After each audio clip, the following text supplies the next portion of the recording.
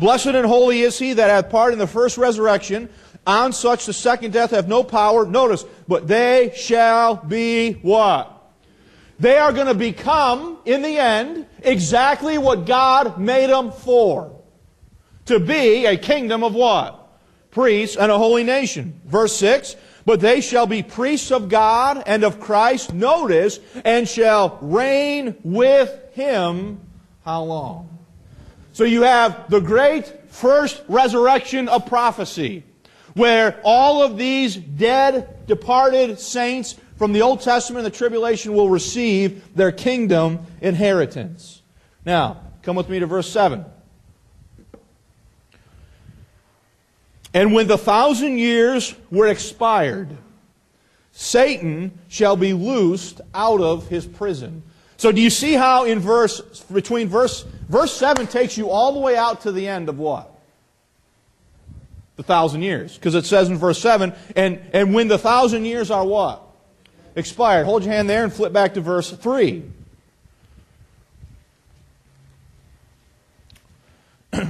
Verse 2. And he laid hold on the dragon, that old serpent, which is the devil and Satan, and bound him, how long? 1,000 years. Verse 3. And cast him into the bottomless pit, and shut him up, and set a seal upon him, that he shall deceive the nations no more. What's the next word? Till the 1,000 years should be what? Fulfilled. And after that, he must be loosed for a what? So when you come over now to verse 7, and it says, and when the 1,000 years are expired, Satan shall be loosed out of his prison. Clearly now, you are at the end of what? The end of the millennium. You're at the end of the 1,000 years. Because Satan was going to be bound in the bottomless pit for 1,000 years, and then loosed, according to verse 2 and 3. And now in verse 7, the 1,000 years are expired, and Satan is what? Loosed. Verse 8. And he shall go out to deceive the nations, which are in the four quarters of the earth, Gog and Magog, to gather them together to battle, the number of whom is as the sand of the sea. And they went up on the breadth of the earth, and compassed the camp of the saints about, and the beloved city, and fire came down from God out of heaven, and did what? You know, those verses always fascinate me. Everybody that makes it into that kingdom initially, are they all saved individuals? Yep. Is there marriage and family and life that occurs throughout the duration of that millennium?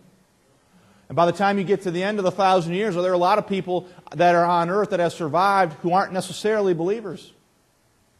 And so Satan is going to be loosed, and he's going to go out there, and he's going to lead one last final rebellion. Now this rebellion, though, this is not rebelling against Great Britain. This is not rebelling against the government of the United States. This is not rebelling. This is rebelling against the righteous reign of who? Christ.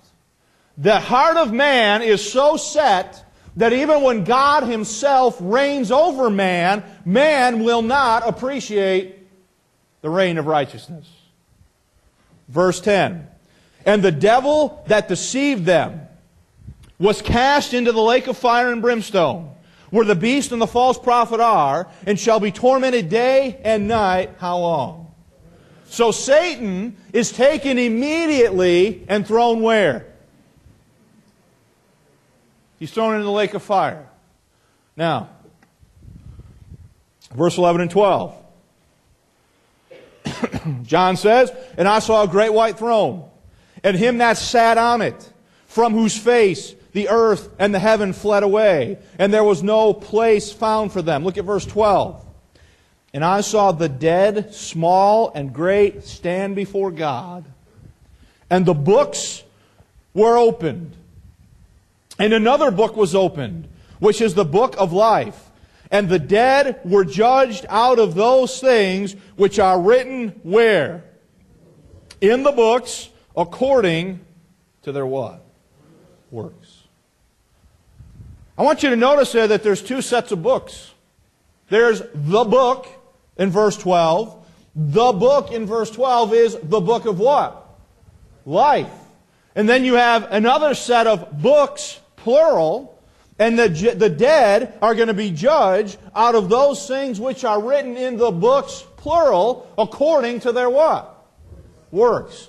Now, before we get too far ahead of the situation here, I don't want to we're going to come back to that idea, and I'm going to explain to you how specifically that works.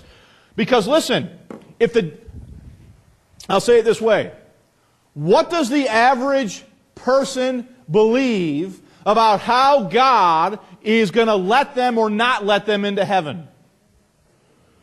The average person believes that if my good stuff outweighs my bad stuff, then God will what? He'll have to let me in. When they say that, they are saying that they want to be judged according to what?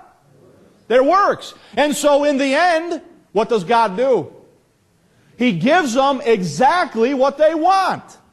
And He judges them. When eternal sentences are handed out, He is going to judge mankind on the very standard that mankind says He wants to be judged on. Right? God gives people what they want, folks. Romans chapter 1, they didn't want to retain God in their what? Knowledge. So God gave them up. He gave them up, and He gave them what? Over. He said, if this is what you guys want, here, have at it. If you guys, He says, if humanity at large, if you want to be judged according to your works, well, guess what? That's exactly what I'll do in the end. I'll judge you according to your what?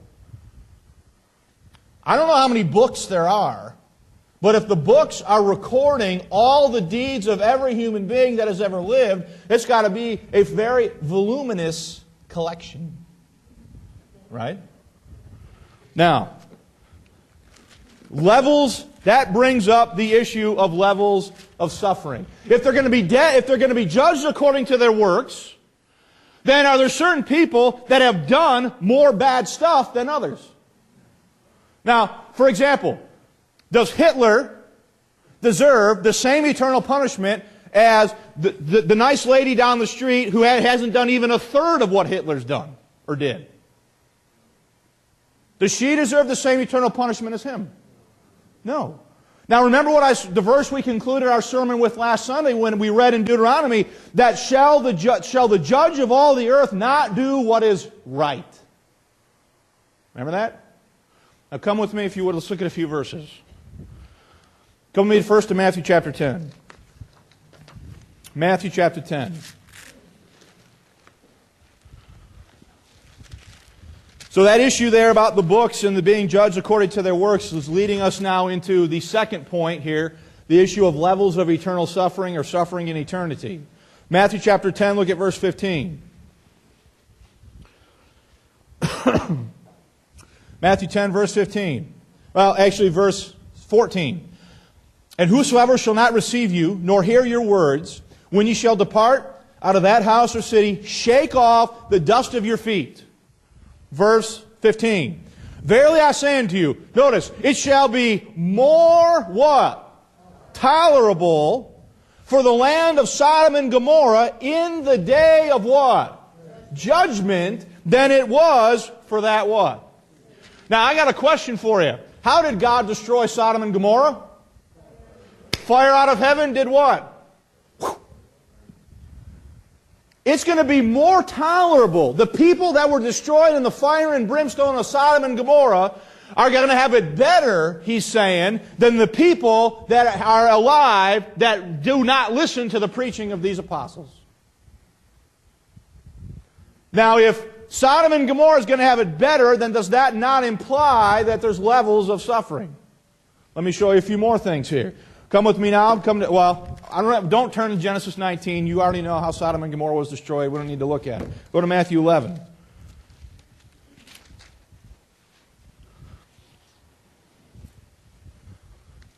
Matthew chapter 11, verse 20. Matthew 11, verse 20. Then began he to abide the cities wherein most of his mighty works were done, because what? Now see, what's the difference here between what happened in Sodom and Gomorrah and what's happening during the earthly ministry of Christ? Did anybody walk into Sodom and Gomorrah and do signs, wonders, and miracles and preach to the people? Is that exactly what Jesus is doing? So who had more light and understanding? Sodom and Gomorrah, or these people that are alive during Christ's earthly ministry?